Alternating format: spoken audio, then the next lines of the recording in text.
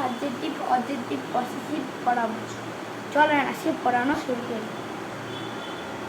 I অর্থ আমি, me অর্থ আমাকে, মাই অর্থ আমার, আমরা, উই অর্থ আমরা, ইউস অর্থ আমাদেরকে, আমার অর্থ আমাদের, ইউ অর্থ তুমি, ইউ অর্থ তোমাকে, ইউ আর অর্থ তোমার, হি অর্থ সে বা পুরুষ, হিম অর্থ তোমাদের, তোমার কে, ইউ আর অর্থ তোমার, হি অর্থ সে বা পুরুষ, হিম অর্থ তাকে, হিস অর্থ তাহার, সি অর্থ সে বা মহিলা, হার অর্থ তাকে, হার অর্থ তাহার, দেন অর্থ তারা, দেন অর্থ তাদের, দেয়ার অর্থ তাদের।